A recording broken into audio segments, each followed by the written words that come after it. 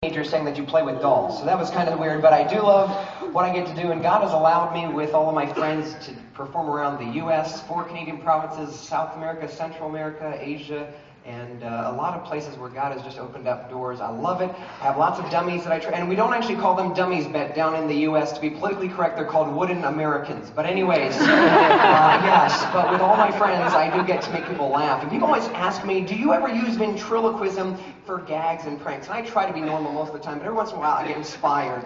Last Christmas at my church, they asked me if I would be Joseph in the church Christmas play, and I said I'd love to do that. So they gave me a nice costume, they gave me a little doll, and you know how these church things go, you get the little kids to fill in parts, we had 6-year-old shepherds, 7-year-old wise men, it's all going wonderful. And at practice it was getting kind of boring. I thought, we gotta liven things up, what could I do? And so I'm standing up with all these little kids around me with this doll in my hand, and I had an idea. What would happen if right in the middle of practice, if well,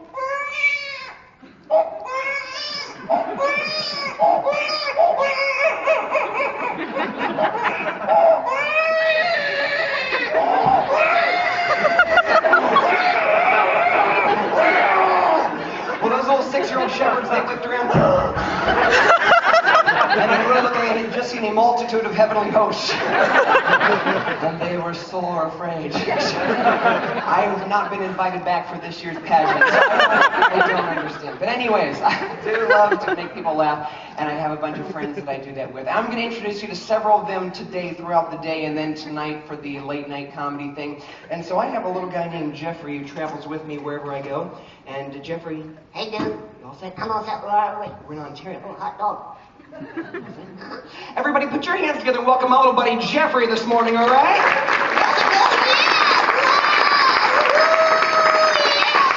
Well, good morning, everybody. My name is Ryan Baumgartner. I'm 28 going on 29. And I'm Jeffrey, and I'm 8 years old, and I've been 8 years old for about 10 years. And we are so glad to be in Ontario. I know, I love it up here, eh? And we are so glad to be here with Sid and Marv. I know it. Hey, where is Marv? Marv's actually back saying, oh, Marv! Marv, would you come up here and say hi for a second? Give Marv a big hand for coming back up and helping us out this morning. I love that old guy. Get your walker and get up here, dude. Oh, God bless you. I love you. You know, his teeth are like stars. They're like stars. They come out at night. How you doing, dude? Thanks. Yeah. Hello, my mic's working. Push the little button. It'll work like a charm. There we go. How you been doing, buddy? I'm all right. Good. It's good to see you're on the level. He's on the level? Yeah, his bubble's in the middle. Anyways, Marv, thank you so much for helping us out today. And I tell you, are you going to do some preaching this morning?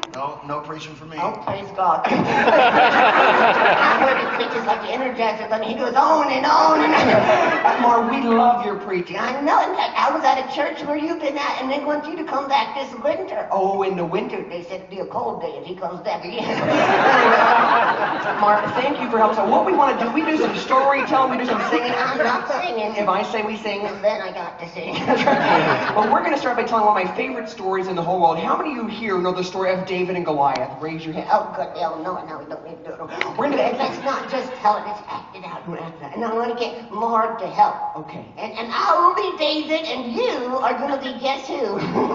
I got Goliath covered. You're smarter than you look. Anyway, why do you want Marv to be Goliath? Because then I get to hit him with a rock. Our story starts...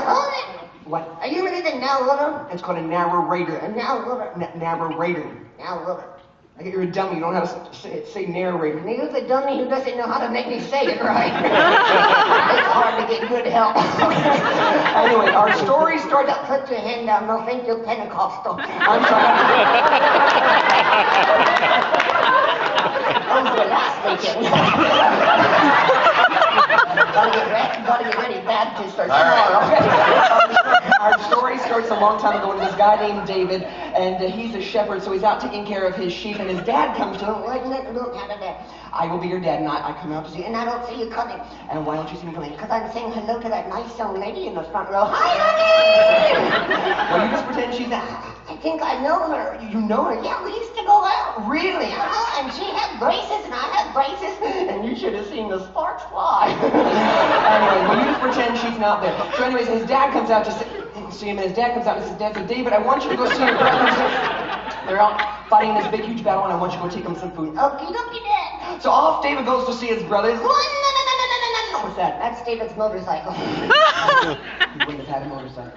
No. No. Anyway, so he goes to take his brothers some food. So I stopped at McDonald's. They wouldn't have a McDonald's. Oh, Wendy's. No. Arby's. No. So when he gets there, what do you think he finds? A Tim Hortons. No, he finds there's this big, huge, mean, ugly giant. Well, he is kind of big. But he looks kind of mean. And he sure is. And the giant's just a ferocious guy, and so the giant now shouts out to David and says, "Your turn." Yo, David, you little guy. Yo, David, you little guy. We gotta get you to Sunday school. That nothing in the veggie tail first. All right, Do not watch those things, David.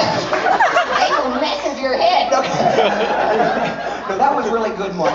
It was very good. I think he said something like, "I will feed you to the fowls of the air." Oh, good. We're going. I will feed you to the fowls of the air. That's it. Get really close, really scary. And so the giant says to David, In the King James Version, apparently. that's right.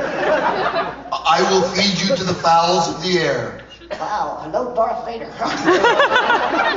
Hey, Darth, did you ever hear of mouthwash? Anyways, Now we know why he wears that now. okay, so now David takes out his slingshot. No, what? Your slingshot. Oh, no, I had the shotgun. No, you have a slingshot. No, I had the shotgun. Shotgun. Look, I checked out the situation. We're gonna need the shotgun. So David puts a stone to sling. The sling goes around and around and around. That's how I get wound up. How do you get wound up? You don't want to know. I don't. Hey, Marv, do you know how to do this? Go like this. Go. Look at the eyes. Oh, that's hot stuff. Hey, Marv, do this and go like this. Go.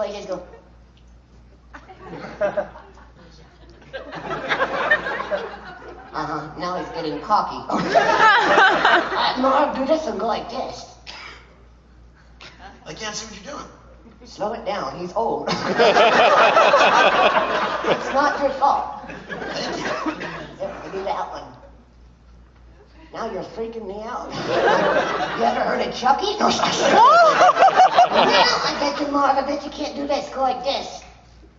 I can't with them all. All right. So David throws the stone.